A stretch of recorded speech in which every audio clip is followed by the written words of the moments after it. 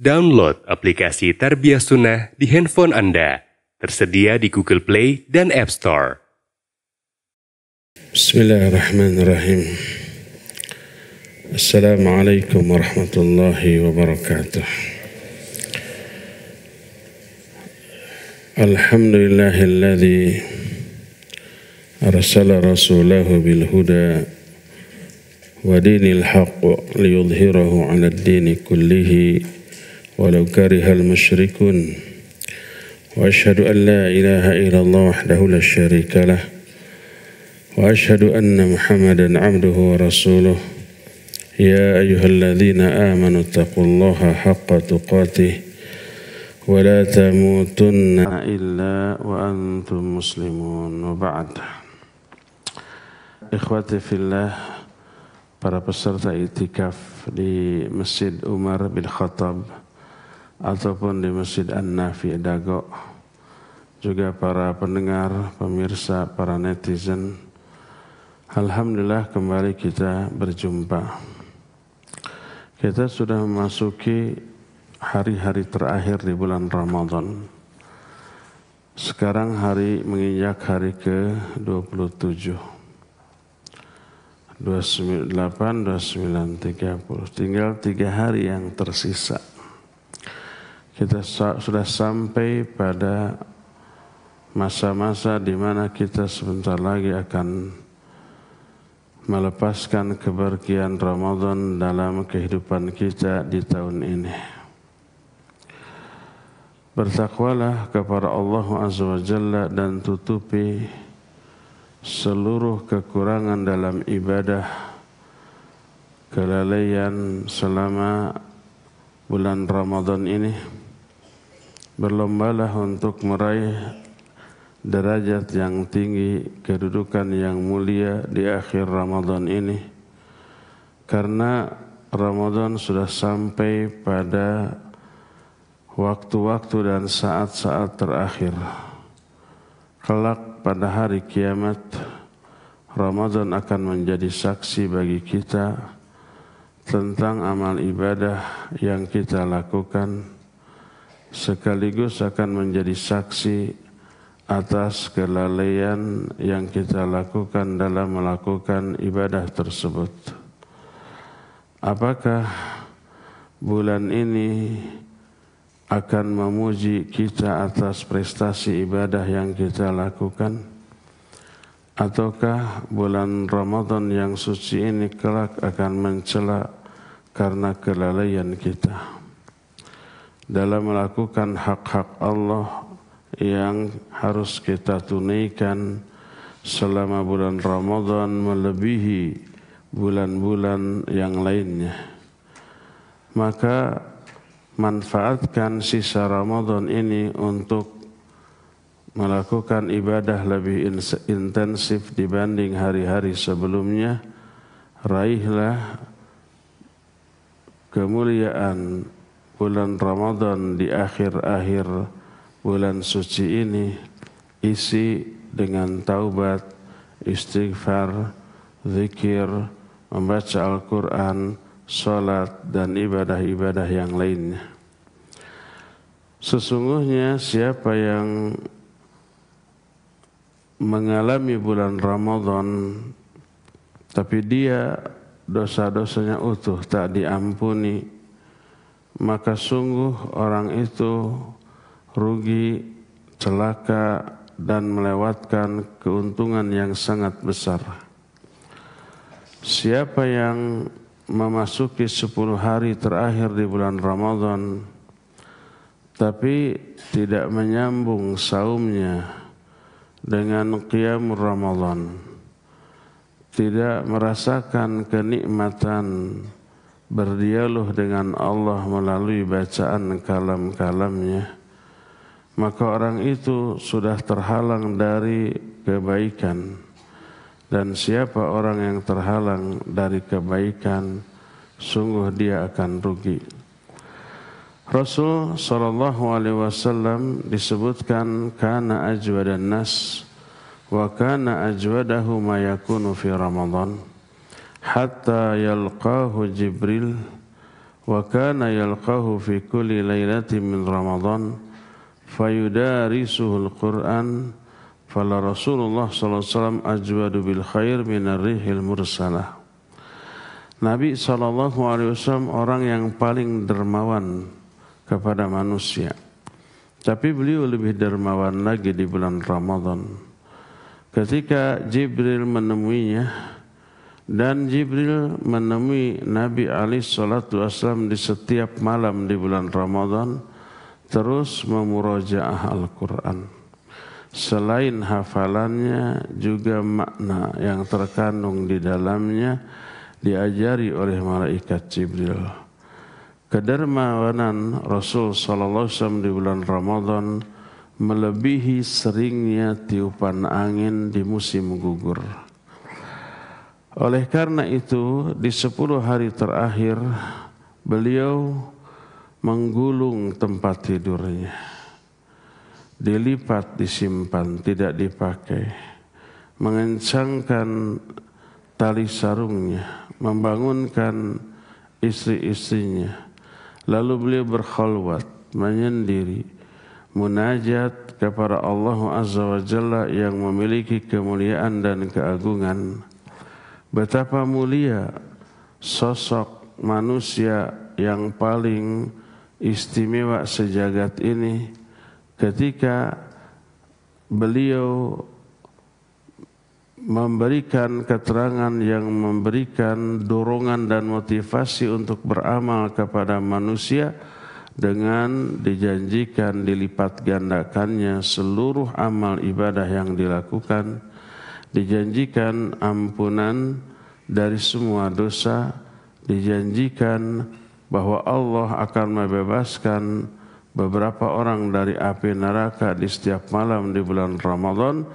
Dan di akhir malamnya Allah Azza wa Jalla mengampuni dosa-dosa orang-orang yang saum dan melimpahkan pahala kepada mereka dengan pahala yang melimpah.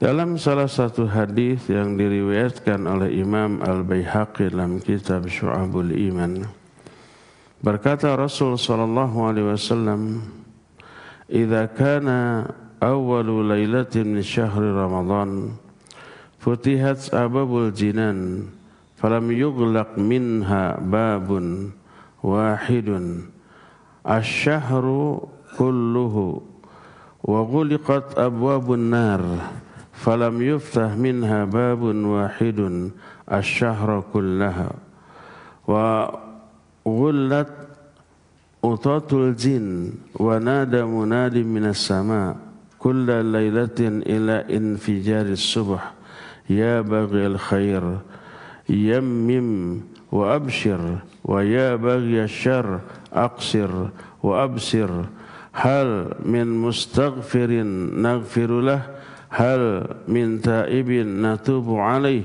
hal min da'in nastajibu lahu hal min sa'ilin nu'ti su'lahu walillahi azza wa jalla inda kulli fitrin min syahri Ramadan kulla lailatin utqa'a minan nar 60 alfa fa idza kana yaumul fitr a'taqa mithla ma a'taqa fi jami'i syahr 30 marrah 60 alfa.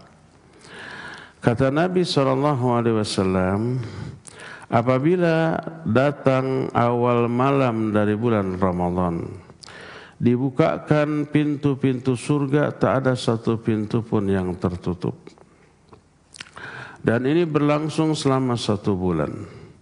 Ditutup pintu-pintu neraka, tak ada satu pintu pun yang terbuka. Dan ini pun berlangsung selama 1 bulan. Dibelenggu jin-jin yang jahat. Jadi yang dimaksud setan dibelenggu disebut utatul jin atau maradatul jin, jin-jin jahat, jin-jin kafir. Adapun jin muslim bebas, karena mereka pun harus melakukan ibadah sholat, saum dan yang lain-lainnya. Tapi sebagaimana manusia, jin walaupun muslim ada aja yang fasiknya. Ada aja yang zalimnya, ada aja yang jahatnya. Nah, jin muslim yang fasik, yang zalim ini sama seperti manusia, suka menimbulkan keonaran, gangguan, dan godaan. Makanya terasa godaan tetap ada, dan banyak manusia yang masih terjerumus ke dalam dosa, tapi tidak sedahsyat di bulan-bulan lainnya. Maka ada yang menyeru dari langit setiap malam sampai subuh, wahai orang-orang yang menginginkan kebaikan, gembiralah kalian, menghadaplah kalian. Wahai orang-orang yang menginginkan keburukan, batasi, buka mata kalian lebar-lebar.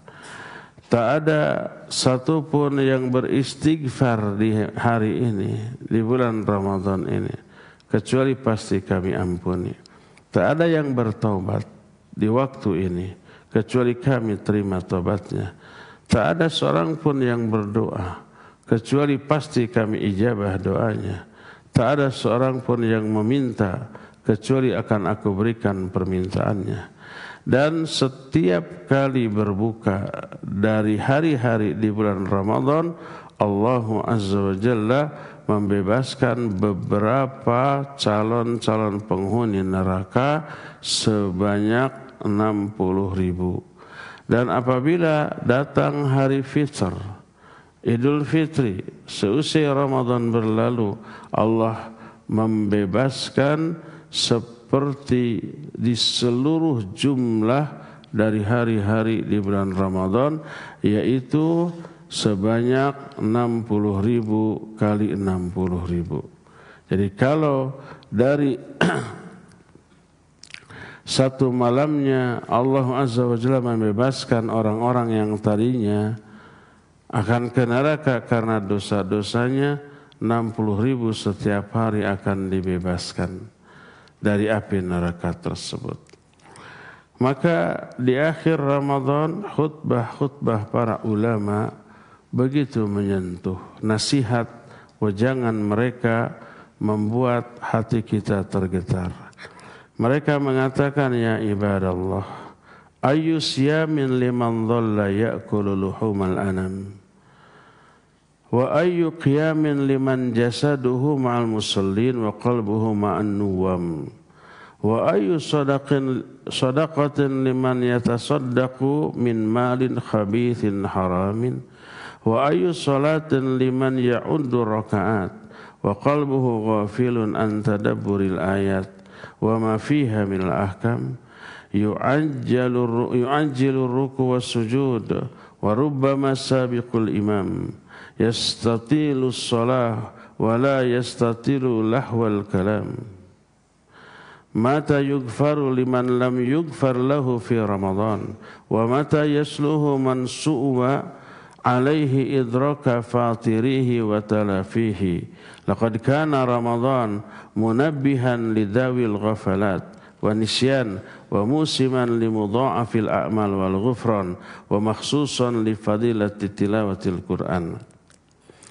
Wahai hamba-hamba Allah, saum apa namanya bagi orang yang selama saumnya memakan daging-daging manusia? Maksudnya selama saumnya dia bergibah. Saum apa yang seperti itu? Qiyam atau sholat tarawih yang bagaimana bagi orang yang jasadnya bersama-sama orang yang sholat tapi hatinya bersama orang-orang yang tidur? Sedekah macam apa bagi orang yang bersedekah dari harta yang haram yang busuk? Salat macam apa bagi orang yang hanya menghitung rakaat dengan jasadnya tapi hatinya lalai dari menghayati bacaan-bacaan yang ada di dalamnya beserta hukum-hukumnya? Salat macam apa orang yang terburu-buru dalam ruku, dalam sujud, kadang-kadang sampai mendahului imam, yang lebih parah lagi imamnya yang melakukan demikian sehingga diikuti oleh seluruh jamaahnya. Dia memanjangkan salat tapi memanjangkan juga obrolan-obrolan yang tak bermanfaat di luar sholatnya. Kapankah seseorang dosanya akan diampuni? Kalau di bulan ampunan dosanya tetap utuh. Ramadan bulan turunnya ampunan. Seluruh ibadah yang dilakukan di bulan Ramadan mengundang turunnya ampunan. Saumnya mengundang turunnya ampunan. Malamnya qiyam Ramadan yang kita sebut dengan tarawih mengundang turunnya ampunan. Ketika buka, bukan hanya ampunan tapi rahmat dan barakah Allah juga turun. Demikian juga ketika sahurnya. Demikian juga penderitaan yang dialami oleh orang-orang yang saum berupa lapar dan haus. Demikian pula ibadah-ibadah lain seperti baca Quran, zikir, berdoa, infak dan sedekah serta kebaikan-kebaikan lain. Semuanya itu mengundang ampunan dari Allah Subhanahu wa taala. Maka dikatakan bulan Ramadan adalah bulan turunnya ampunan. Sehingga apabila di bulan yang penuh ampunan ini dosa seseorang tetap utuh, bagaimana mungkin dosanya bisa diampuni di luar bulan Ramadan? Berdasarkan hal itulah maka orang itu akan rugi dan celaka, serugi-rugi dan secelaka-celakanya. Karena didoakan oleh malaikat Jibril, diaminkan oleh Nabi SAW. Raghima anfu mri'in idza dakhalahu Ramadan falam yughfar lahu. Qul amin ya Muhammad, faqultu amin. Kata malaikat Jibril, celaka seseorang apabila Ramadan memasuki kehidupannya. Akan tapi dosa-dosa orang itu utuh di bulan Ramadan, tidak diampuni. Biar celaka orang itu. Katakan amin oleh Muhammad, maka aku pun mengatakan amin. Celakalah, rugilah orang yang selama Ramadan dosa-dosanya tidak diampuni karena buruknya kualitas ibadah dan amal yang dilakukan di bulan Ramadan atau minimnya ibadah tersebut atau dua-duanya. Ya minim, ya buruk.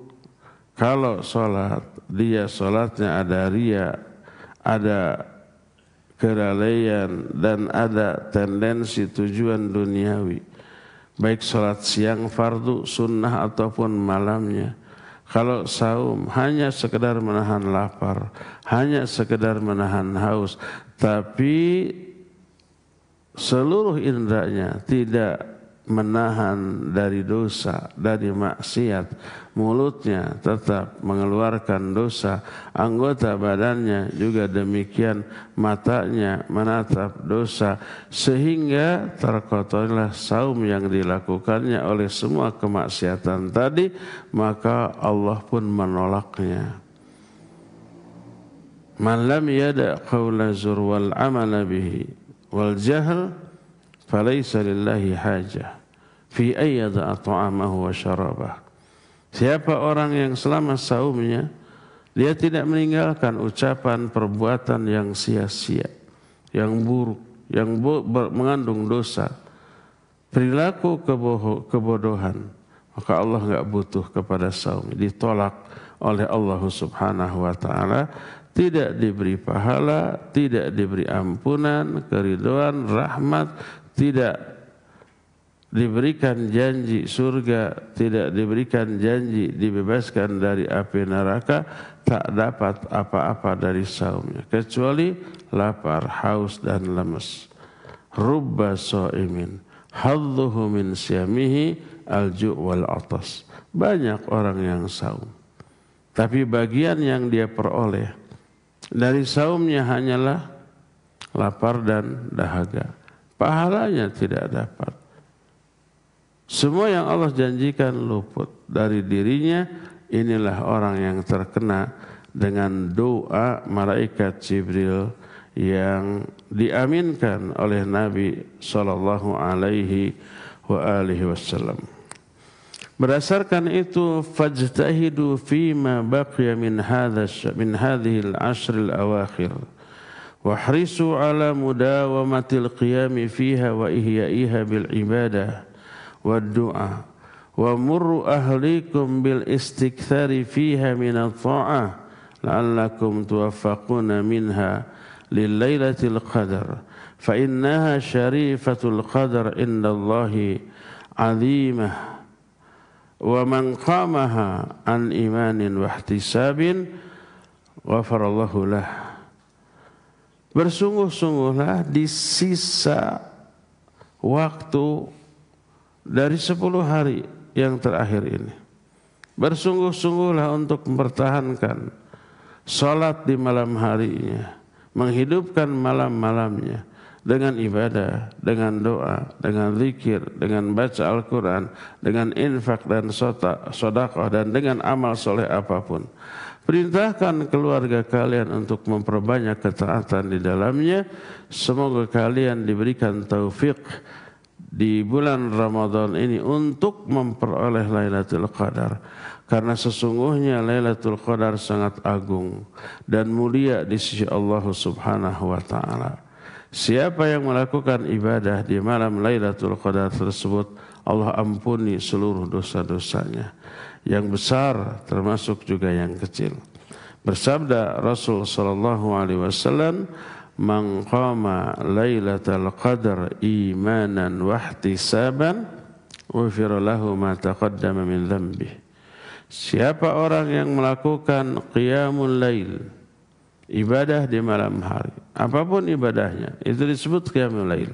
Baik sekedar baca Al-Quran, sekedar zikir, sekedar berdoa, sekedar umpamanya salat atau ibadah apapun, itu dianggap melakukan qiyamul lail di malam itu. Siapa yang melakukan qiyamul lail pada malam Lailatul Qadar berdasarkan iman dan keikhlasan, maka akan diampuni seluruh dosa-dosanya yang telah lalu. Sehingga di malam itu dia ibarat bayi yang baru dilahirkan oleh ibunya. Bedanya bayi belum mukallaf. Bedanya bayi belum bisa bicara dan belum berkeinginan.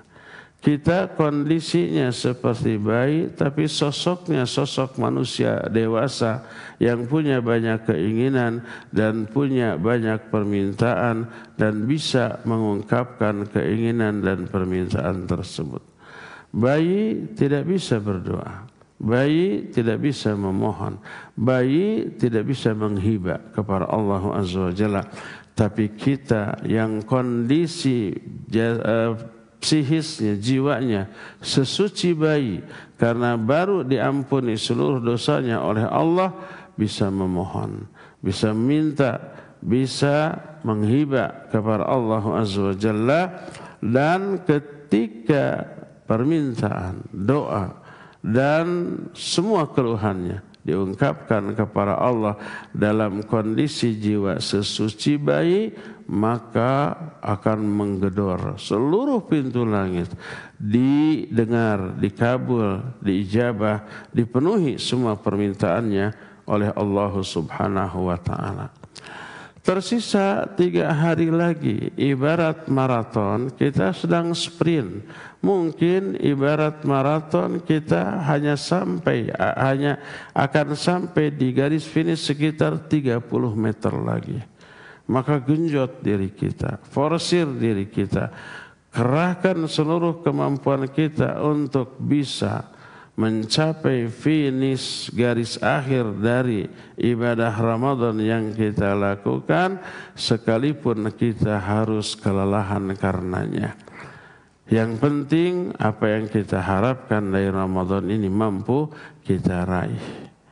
Dan setelah Ramadan berlalu, kita sudah terlatih, terbiasa untuk melakukan ibadah-ibadah yang biasa kita lakukan di bulan Ramadan, maka kebiasaan ini akan menjadi sesuatu yang mendarah daging dalam kehidupan kita.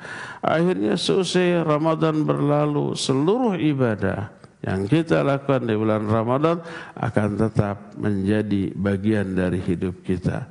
Siangnya kita sesering mungkin melakukan saum sunnah, malamnya tetap kita menjaga qiyamul lail, bacaan Qur'annya, zikirnya, doanya, infak dan sedekahnya tetap kita jaga sekalipun Ramadan ini sudah berlalu meninggalkan kita. Dan seluruh ibadah Ramadan yang kita pertahankan seusai Ramadan, pertanda ibadah Ramadan kemarin itu diterima oleh Allah Subhanahu wa ta'ala. Itu ciri diterimanya amal ibadah, maka efek dari ibadah itu memberikan pengaruh yang bagus bagi kehidupan orang itu di masa-masa seusai Ramadan. Jadi ikhwan, jangan loyo, jangan bosan, jangan mengikuti keinginan untuk istirahat di akhir-akhir waktu di bulan Ramadan. Sebentar lagi kita mencapai garis finish. Genjot diri kita ya, jangan berleha-leha sekalipun kita harus menanggung risiko berupa kelelahan, kebosanan. Mungkin sebagian di antara kita ada yang sudah terserang sedikit batuk, sedikit pilek, sedikit meriang. Sabarkan diri kita sebagaimana firman Allah, wasbir nafsaka ma'al ladzina yad'una rabbahum bil ghadati wal 'ashyi yuriduna wajhah wa la ta'du aynaka anhum turiduna zinatal hayatid dunya. Sabarkan dirimu bersama orang-orang yang beribadah kepada Allah pagi ataupun petang hanya karena ingin mencari wajah Allah.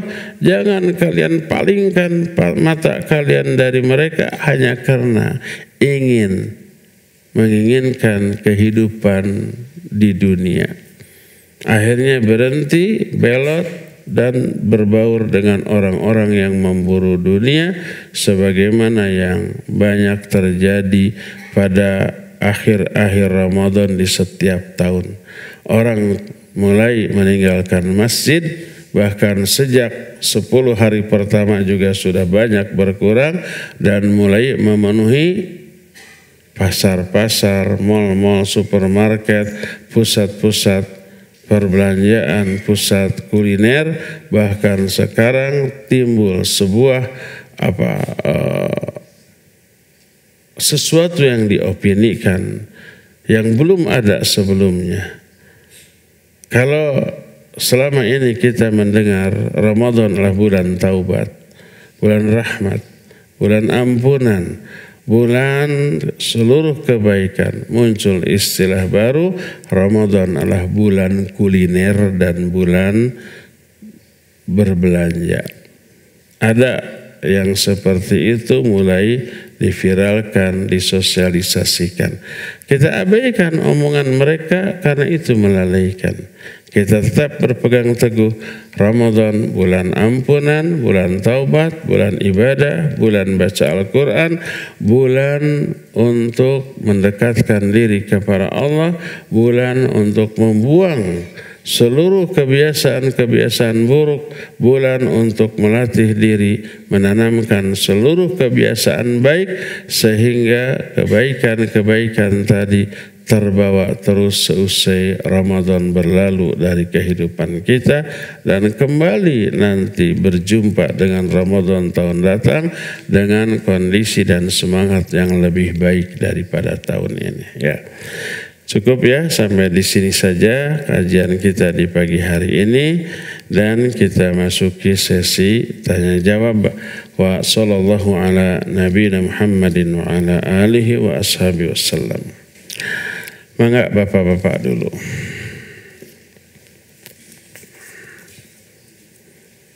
Belakang.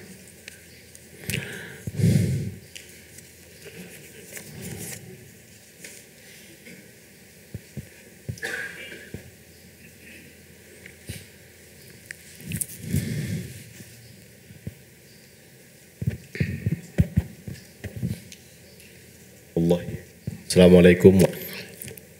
Waalaikumsalam warahmatullahi. Pertanyaannya langsung saja.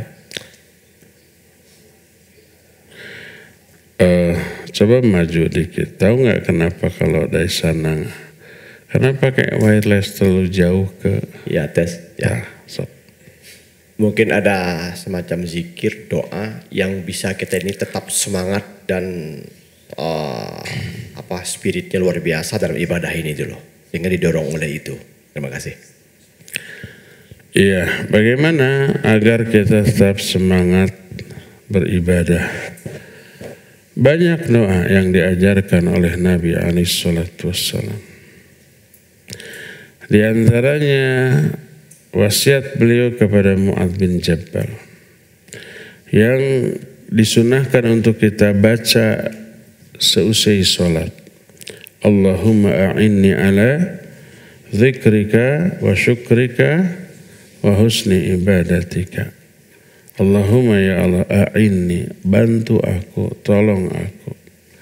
Ala zikrika, untuk bersyukur kepadamu. Wa syukrika, ala zikrika, untuk selalu berzikir kepadamu.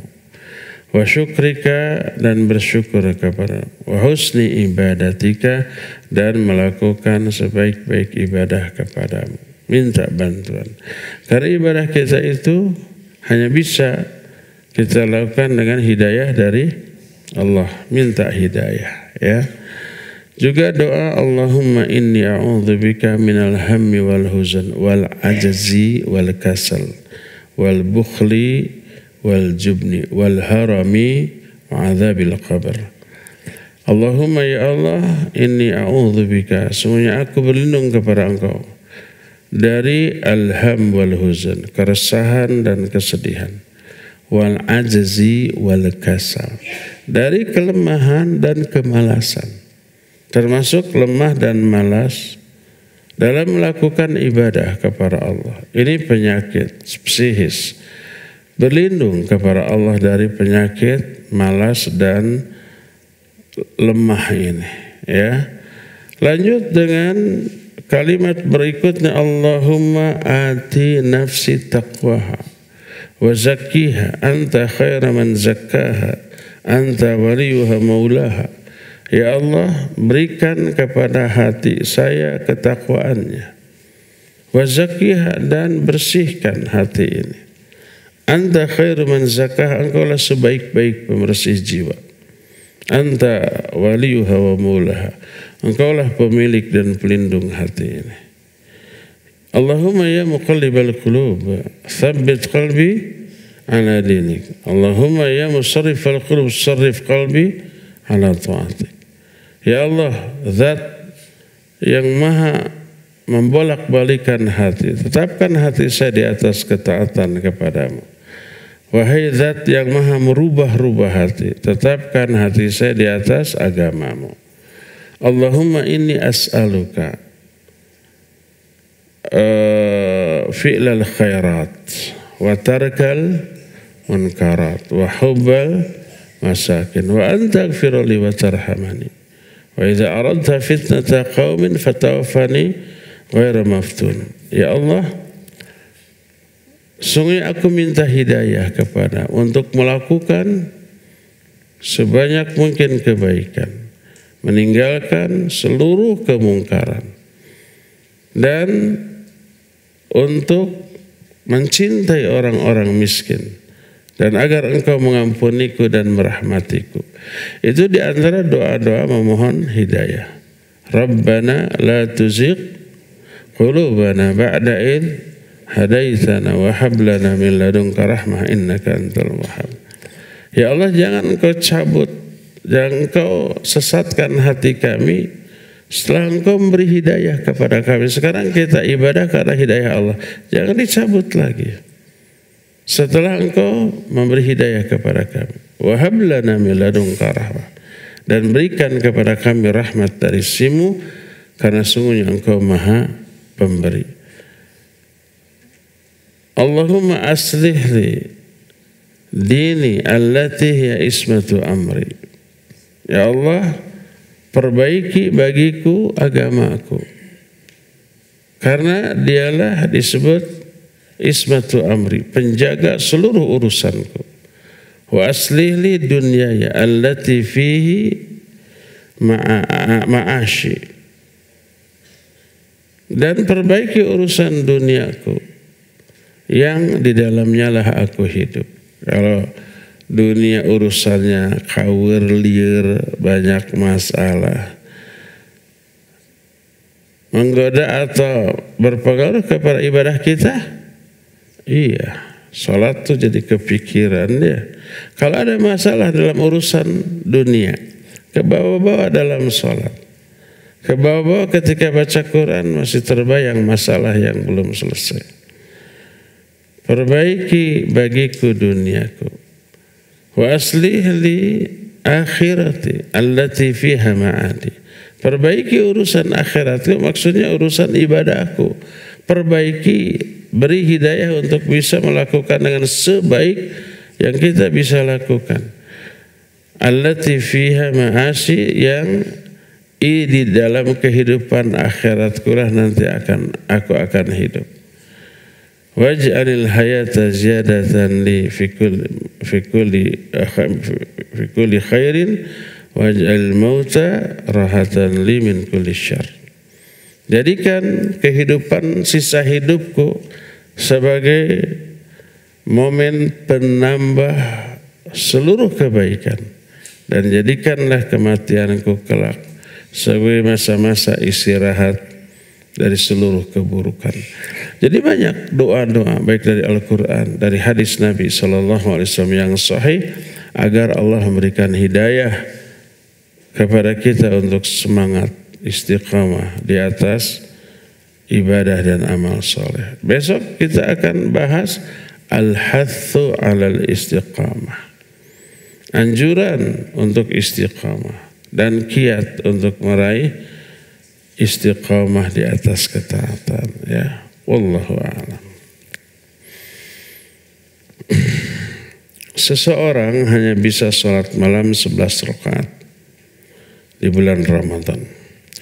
Sementara di luar Ramadan dia hanya bisa sholat malam 1 rakaat, witir saja. Apakah ini pertanda sholat malamnya di bulan Ramadan tidak diterima? Tergantung. Kalau ada uzur, ada kewajiban, maka tidak. Seperti ada orang yang malam hari ada kewajiban, umpamanya kerja. Surikiti kan malam biasanya, ya.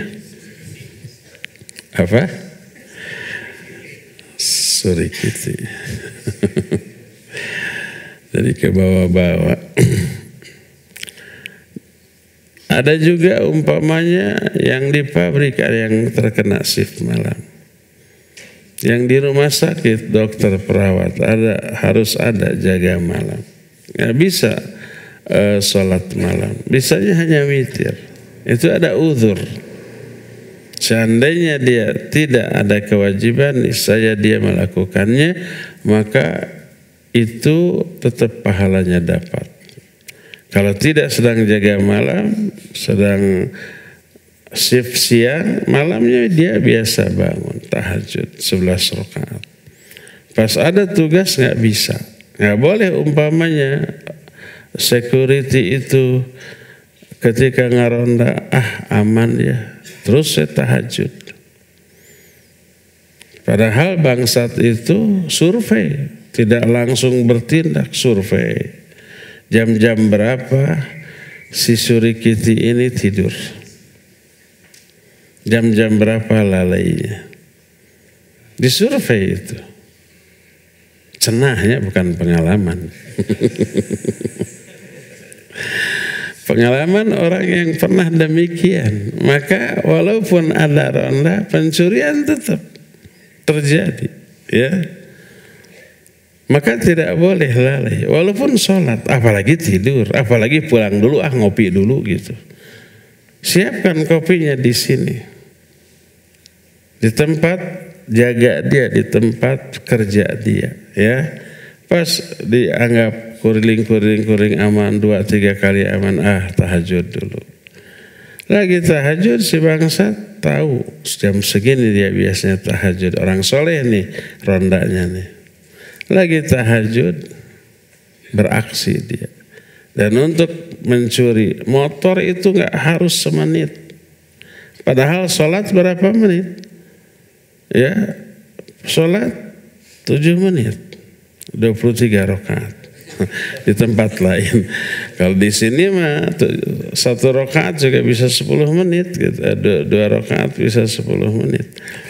Nah, untuk mencuri satu motor hanya hitungan detik, 20 detik oleh ahlinya bisa langsung kabur gitu ya.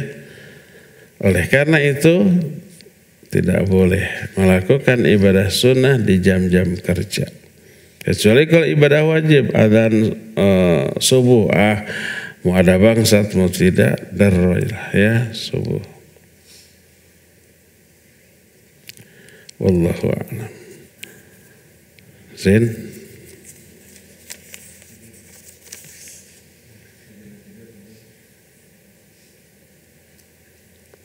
Dari Anafi, Ustadz, ada pertanyaan. Bagaimana jika membicarakan pelaku bid'ah soal kebid'ahannya bukan orangnya? Apakah termasuk ghibah? Berarti itu bukan membicarakan orang, tapi membicarakan hukum sebuah perbuatan. Karena orangnya tidak disebut. Oh, ini perbuatan ini nggak ada contohnya gitu. Ya bukan ghibah, itu diskusi atau pembicaraan ilmiah. Kalau tidak disebut orangnya. Ghibah itu baru kalau menyebut keburukan orang, baik keburukan agamanya, akhlaknya, atau fisiknya. Dan orang itu tidak suka diomongin demikian. Adapun kalau orang yang tidak disebut berarti bukan membicarakan orang, tapi membicarakan hukum sebuah perbuatan. Itu wacana ilmiah ya, bukan ghibah. Assalamualaikum, menulis assalamnya salah. Ini kalau begini dibaca assalamualaikum. Sebab tidak ada alif setelah lam. Langsung sin, lam, mim. Assalamualaikum. Mana assalam? Tangga, taraje. Ini taraje bagi kamu. Eskalator disebut sulam kahruba, disebutnya tangga elektronik gitu. Bahasa kitanya eskalator, bukan bahasa kita eskalator. Bahasa kitanya tangga berjalan. Bahasa Arabnya sulam kahruba. Jadi ini assalamualaikum. Alifnya ya. Bolehkah hujan ini? Mobil. Bolehkah melewati orang yang lagi sholat sunat atau sholat fardu?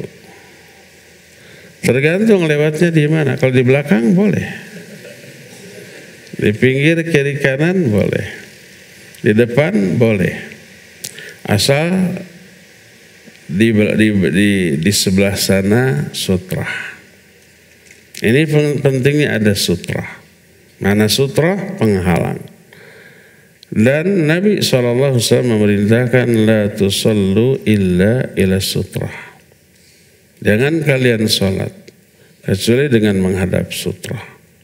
Sutrah itu penghalang, pembatas antara areal kita sholat dengan di luar sholat, di luar areal sholat. Jadi kalau kita tetapkan sutrah lalu orang lewat di sebelah sana sutrah, nggak apa-apa, tidak dosa. Tapi kalau di depan kita antara kita dengan sutra ada lewat, tidak boleh orang itu lewat. Sampai Nabi SAW menyatakan, seandainya seseorang menunggu selama 40 tahun itu lebih baik daripada dia lewat di hadapan orang yang sholat. Kita yang sholat kalau ada yang mau halangi, baik sholat fardu ataupun sunnah, halangi. Baik orang dewasa, anak kecil, termasuk kucing, ya.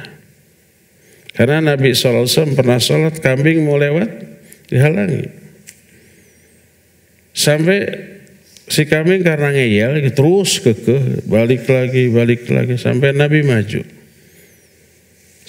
agar si kambing itu lewat di belakangnya, setelah lewat baru mundur lagi. Maka ini menjadi hujjah bukan karena berakal atau tidaknya orang yang lewat. Dan sampai ada yang menyatakan, gimana kalau anak kecil lewat? Biarkan aja, dah belum tahu. Bukan urusan dianya, tapi sholat kita rusak. Walaupun kambing nggak berakal, masih mending anak kecil bisa sedikit mikir. Kambing enggak, ya. Tapi tetap ditahan agar tidak lewat. Jadi tidak boleh kita lewat di hadapan orang yang sholat, baik sholat fardu ataupun sholat sunnah. Bapak-bapak lagi, estafetkan.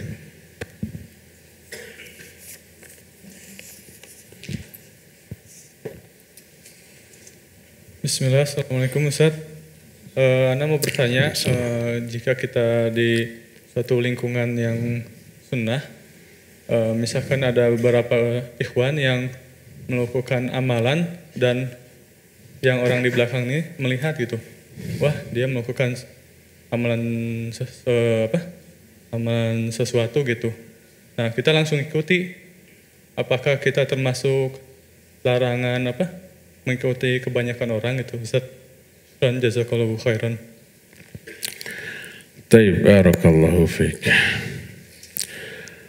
Kalau kita melihat seseorang melakukan satu amalan, karena kita yakin orang itu umpamanya berilmu, tidak mungkin melakukan amalan kecuali yang bisa dipertanggungjawabkan argumentasinya, dalilnya. Kita yakin begitu. Kalau amalan itu wajib, langsung kita lakukan. Tapi kalau amalan itu sunnah, lebih baik kita bertanya dulu kepada orang itu.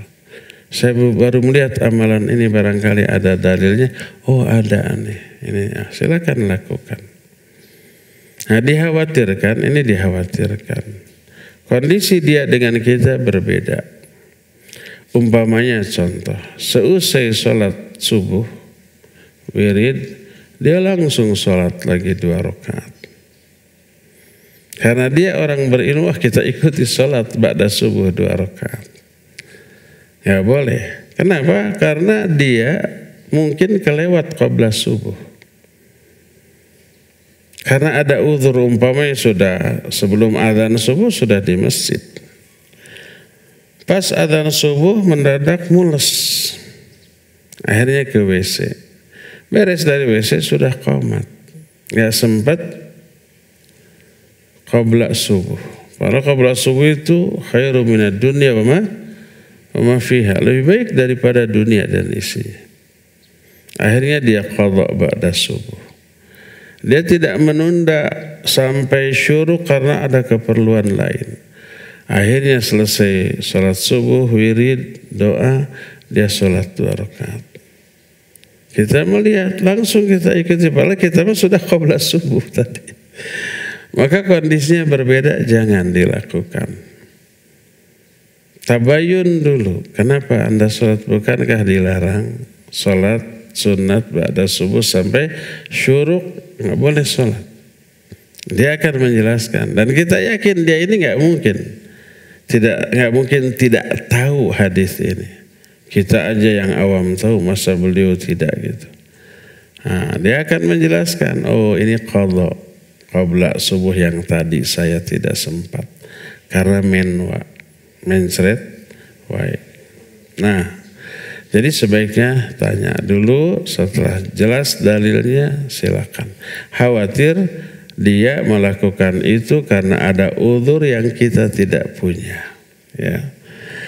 Wallahu a'lam bishawab. Bagaimana hukumnya orang yang berziarah kubur seperti kebanyakan orang melakukannya? Seperti ziarah ke makam-makam yang diagungkan oleh mereka. Katanya yang diziarahi itu kelak akan memberi syafaat. Mohon penjelasan. Ziarah kubur sangat dianjurkan. Tidak hanya kepada orang soleh atau orang muslim biasa, Malah ziarah ke kuburan orang kafir juga boleh. Cuma ada bedanya. Kalau ziarah ke orang muslim, walaupun muslim yang durhaka, kita mendoakan ampunan dan rahmat. Tapi kalau ziarah ke makam orang kafir, orang musyrik, tidak boleh mendoakan kebaikan, ampunan dan surga atau rahmat. Terus ngapain itu? Mengambil iktibar, pelajaran bagi kita. Orang ini waktu hidupnya hebat, sehat terus, kaya raya, mati. Apalagi saya juga pasti akan mati seperti ini. Mengambil pelajaran. Nah, kalau apa yang diziarahinya orang muslim, baik muslim yang soleh atau muslim yang berdosa, maka doakan ampunan. Apalagi muslim yang berdosa, ahli maksiat, lebih butuh kepada doa kita dibanding orang yang soleh.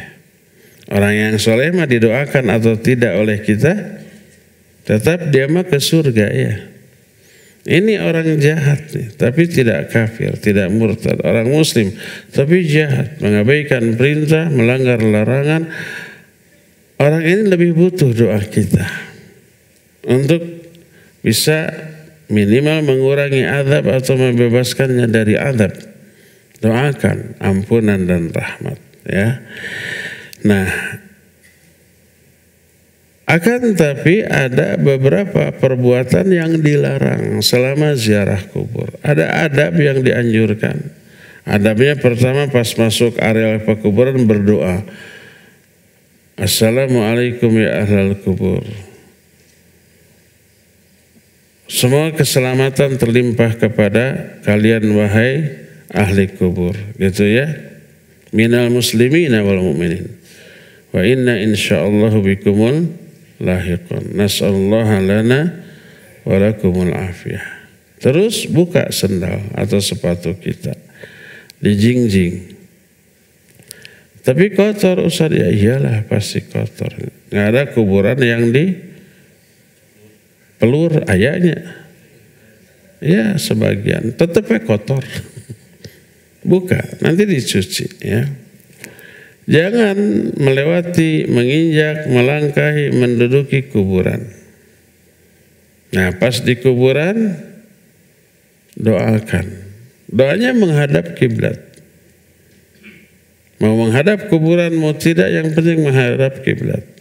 Kalau di Indonesia kita kiblat ada di sebelah barat, terus boleh kita umpamanya berdoa dengan menghadap kuburan tapi menghadap ke arah kiblat lalu doa. Nggak boleh sebaliknya, dari arah sini menghadap kuburan membelakangi kiblat. Nggak boleh. Jadi menghadaplah kiblat ketika berdoa. Boleh angkat tangan, boleh. Doakan. Kalau bisa bahasa Arab pakai bahasa Arab. Baca tuh doa dalam sholat jenazah takbir ketiga. Doakan Allahumma gfir lahu warhamhu wa'afihi wa'afu'anhu wa akrim nuzulahu wasi' madkhalahu wagsilhu bil ma'i wa thalji wal bad sampai akhir. Doakan. Tidak hafal silakan pakai bahasa Indonesia, bahasa Sunda. Untuk kebaikan dia dan kita. Berdoanya minta kepada Allah. Nah, ada yang dilarang. Dilarang apa? Ya tadi memakai sendal atau sepatu. Nggak boleh. Nabi SAW masuk ke area pekuburan, dilihat ada seorang sahabat yang memakai sepatu. Wahai pemilik dua sepatu, tanggalkan dua sepatumu. Ketika sahabatnya mendengar ada yang teriak, lihat, oh ternyata Nabi SAW langsung dibuka. Langsung saat itu ditegur oleh Nabi SAW. Ya. Nah, kalau orang tetap memakai sendal, apa musyrik? Tidak musyrik. Tapi dia melanggar larangan Nabi SAW. Terus jangan sekali-kali minta ke kuburan. wahai kakek yang ada di sini, bantu saya dapat jodoh, saya jomblo. Nggak boleh minta ke kakek yang sudah berarti berdoa kepada selain Allah. Itu yang terlarang. Nah, kalau gimana kalau zikir di sana mengatakan la ilaha illallah, apa musyrik apa tidak? Tidak musyrik. Musyriknya dari mana? Sebab ada orang yang nuduh kita, masa baca la ilaha illallah di pinggir kuburan musyrik. Kata siapa? Siapa yang mengatakan begitu? Musyrik itu kalau berdoa setelah la ilaha illallah, la ilaha illallah, la ilaha lalu wahai mbah, tolong lancarkan rezeki saya. Nah, itunya yang musyrik, bukan la ilaha illallahnya. Sebab ada dai yang menyatakan la ilaha illallah kan dari kafir bisa menjadi Islam. Masa kalau baca la ilaha di kuburan jadi musyrik? Salah faham dia. Karena mungkin hanya dengar isu dari orang. Oh, ada orang yang mengatakan, siapa yang mengatakan la ilaha di kuburan musyrik? Dia tidak dengar langsung. Mengatakan la ilaha illallah sekali atau ribuan kali di kuburan atau dimanapun jelas tidak musyrik. Bagus selama tidak di tempat yang terlarang. Di WC mah jangan. Malah berdosa kalau di WC ya. Jadi yang terlarang minta ke penghuni kubur ya. Nah, termasuk kalau umpamanya ziarah ke kuburan orang yang soleh dianggap wali Allah. Hukum asal tidak ada larangan. Yang soleh ataupun yang salah silakan. Tapi yang terlarang pertama meminta, wahai wali Allah, engkau sekarang dekat dengan Allah, sampaikan kepada Allah ya, itu yang terlarang. Yang kedua, nggak boleh berpayah-payah mengeluarkan uang yang besar, menempuh perjalanan yang panjang gitu ya, sampai meninggalkan banyak kepentingan untuk ziarah kubur. Sampai keluar kota, apalagi keluar pulau. Karena Nabi SAW melarang la tushaddu rihal illa ilal masajidi thalatha. Jangan kamu memayah-mayahkan diri untuk bepergian kecuali ke 3 tempat, yaitu Masjidil Haram di Mekah, Masjid Nabawi di Madinah, dan Masjid Aqsa di Palestina. Yang sekarang dikuasai oleh Zionis, Yahudi, la'anahumullah.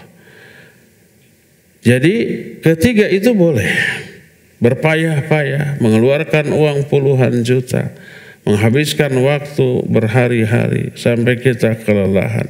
Nggak apa-apa ketiga tempat itu. Selain ketiga tempat ini nggak boleh. Ya, termasuk ziarah ke kubur orang yang soleh. Tapi sampai mengeluarkan jutaan, nginep di sana, kemudian payah kita di sana. Itu terkena larangan hadis ini. Ustaz, ya. Lagi dari Anafi, Ustaz, apabila tempat sholat wanita berada di sayap kanan, sebelah kanan imam, apakah saf salatnya tetap dimulai dari tengah? Dan yang keduanya, bagaimana hukumnya sholat akhwat tidak rapat karena suka dikasih tahu suka susah, akhirnya pada renggang?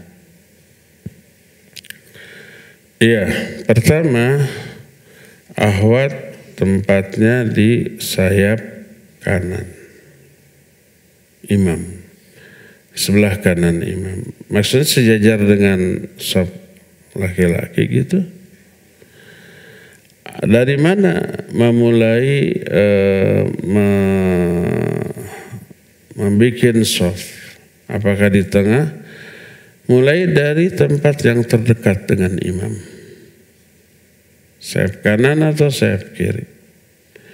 Yang terdekat dengan imam terus ke sana. Sebab itu semulia-mulia tempat atau seafdal-afdal tempat makmum adalah tempat yang paling dekat dengan imam, baik sebelah kanan atau sebelah kiri. Kalau jaraknya ke imam sama, antara kiri dan kanan, kanan lebih utama sebelum ke kiri ya. Itu yang pertama. Kedua, akhwat, tidak hanya akhwat, ikhwan juga harusnya rapat, bahu dengan bahu, kaki dengan kaki. Tapi ternyata dia menjauh, sudah diberitahu. Apa yang terjadi? Yaitu tanggung jawab si ahwat yang nggak mau rapat. Rasul SAW menyatakan, man wasola sof wasolahullah. Siapa orang yang menyambung sof, Allah akan menyambungkan dia. Jadi ada sof yang renggang disambung. Mungkin dia masuk atau digeser, ya. Maka Allah akan menyambungkan dia. Maknanya Allah akan khusyukkan dia. Nyambung antara pikiran, konsentrasi hati dia dengan Allah Azza wa Jalla dalam salatnya. Siapa yang memutuskan shaf, Allah akan memutuskan dia. Nabi SAW menyatakan, wala takhtalifu fatakhtalifu qulubukum. Jangan kalian bengkok-bengkok di dalam membentuk shaf, nanti Allah ikhtilafkan hati-hati kalian. Dampak sholat berjamaah dalam kehidupan sosial kayak gitu tuh. Sholatnya nggak beres, nggak kompak, nggak rapat, tidak lurus, bengkok-bengkok dan renggang-renggang. Di dalam kehidupan sosialnya pun Allah akan kondisikan seperti itu. Renggang, banyak les, tidak kompak, nafsi-nafsi, egois kayak gitu nanti. Karena yang mengatur hati manusia kan Allah. Allah akan kondisikan hati orang di luar sholat tergantung kepada bagaimana sikap orang itu ketika sholat berjamaah. Jadi wanita yang atau laki-laki yang ketika bikin shaf itu mencari nyamannya, kenyamanan bagi diri sendiri. Oh, kalau rapat terlalu sempit asar riget gitunya tidak nyaman umpamanya. Itu wanita yang dalam kehidupan sosialnya juga egois. Wanita ataupun laki-laki, ya. Jadi beritahukan kepada dia. Wallahu a'lam.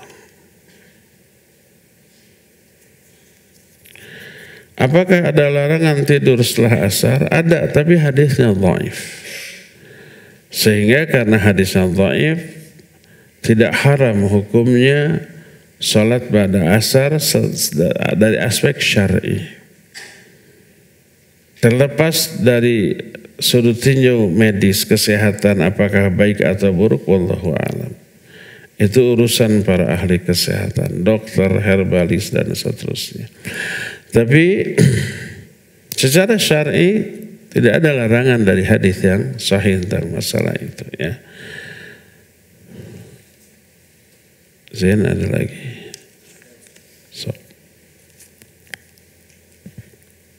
Beberapa tahun yang lalu saat Hari Raya Idul Adha bertepatan dengan hari Jumat, kami ikut membantu pemotongan hewan kurban. Ada ustadz di daerah tersebut mengatakan bahwa tidak diharuskan sholat Jumat dan langsung sholat asar, sehingga pengurusan hewan kurban dilanjut tanpa mengikuti sholat Jumat maupun zuhur. Pada saat itu ana belum tahu hukumnya sehingga mengikuti perkataan ustadz tersebut. Pertanyaannya, apa yang harus ana lakukan sekarang? Apakah dapat mengkodok sholat zuhur yang dulu ditinggalkan? Barakallahu fikum. Ya wa fika barakallah. Bila hari Id bertepatan dengan hari Jumat, sholat Id di pagi hari bisa menggugurkan kewajiban sholat Jumat. Apakah yang tidak sholat Jumat wajib sholat zuhur ataukah tidak? Sebab tadi ada ustaz yang menyatakan kalau udah gugur udah nggak wajib lagi. Kalau udah zuhur, kalau udah tidak Jumatan sudah nggak perlu sholat zuhur lagi. Karena apa? Karena gugur kewajiban itu. Langsung sholat asar. Pendapat Ustadz ini bukan ijtihad dia, tapi memang ada athar. Sebagian ulama seperti Imam Ibnu Jauzi rahimahullah tidak wajib sholat zuhur karena sudah gugur kewajiban sholat Jumat. Karena sudah digugurkan oleh sholat Id di pagi hari. Makanya hadisnya menyatakan Nabi tidak sholat sampai asar. Itu sebagian pendapat saja. Apakah semua ulama berpendapat seperti itu? Enggak. Jumhur, mayoritas ulama menyatakan sholat zuhur bagi yang tidak sholat Jumat. Oleh karena itu, ini masalah yang diikhtilafkan oleh para ulama. Kalau umpamanya kita yakin dengan keterangan Ustaz yang tadi dan dia beri contoh tidak sholat Jumat dan tidak sholat zuhur langsung sampai asar, maka ada atharnya, baik hadisnya ataupun pendapat ulamanya. Gak perlu diqadha kalau kita meyakini itu bisa dipertanggungjawabkan secara ilmiah. Tapi Nabi SAW menyatakan, wa nahnu nujmi'un, kami tetap akan sholat Jumat. Sehingga jumhur ulama menyatakan pengurus masjid wajib mengadakan Jumatan. Untuk apa? Memfasilitasi orang yang mau sholat Jumat, baik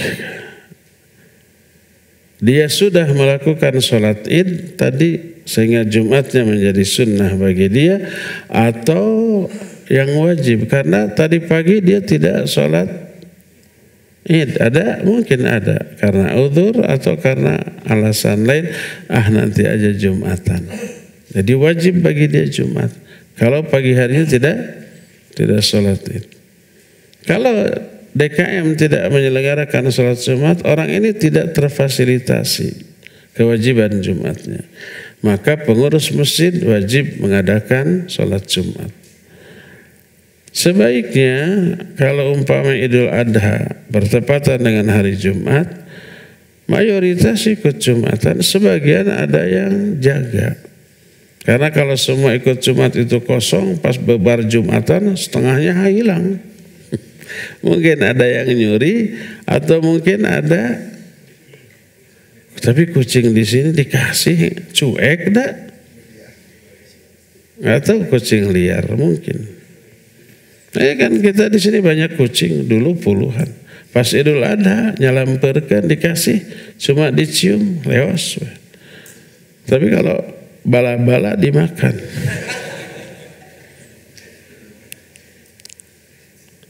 Sudah bukan karnivora lagi. Sudah herbivora. Wallahu a'lam. Terakhir ya. Ana pernah lihat ada orang yang koma sampai 16 tahun. Malah ada yang lebih. Jika ia seorang muslim, bagaimana cara mengqadha puasa dan sholat yang ditinggalkannya? Mohon penjelasan. Insyaallah tulisan ana jelas ya Ustaz. Enggak jelas. Pakai pensil. Enggak jelas. Cuma karena mata saya masih tajam, masih kebaca. Apa pertanyaannya tadi? Koma 16 tahun. Iya, selama koma diangkat pena. Rufi al-qalam an thalathin. Diangkat pena dari 3 orang. Salah satunya anil majnun hatta yafiqa, dari orang yang majnun. Makna majnun bukan gila. Majnun itu orang yang otaknya tertutup, tidak berfungsi. Seperti orang pingsan. Seperti orang gila, seperti orang yang pikun. Otaknya sudah tidak berfungsi maksimal. Tertutup dia. Nah, jadi kalau sampai 16 tahun bahkan lebih, begitu bangun, ternyata dia sudah melewati 16 tahun tidak sholat, tidak saum. Apa harus diqadha? Tidak mungkin mampu mengqadha. 5 kali 360 tahun rata-rata, 300 lah. Kan sehari, setahun berapa hari? 360-an. Kali 10, 3.600. Kalau 10 tahun. Kali 5, 3.600 kali 5 berarti sekian kali sholat tuh. 3.000 kali 5 aja sudah 15.000. 15.000 kali, mungkin 20.000 kali sholat. Nggak mungkin. Maka sudah, la yukallifullahu nafsan illa usaha. Ya, dia lakukan aja sholat setelah sadar pada waktu yang dia alami setelah sadar dari komanya. Wallahu a'lam bishawab. Cukup ya sampai sini aja insyaallah untuk hari ini, karena saya ada jadwal jam 9 di Pusdai. Nanti nobar aja di sini.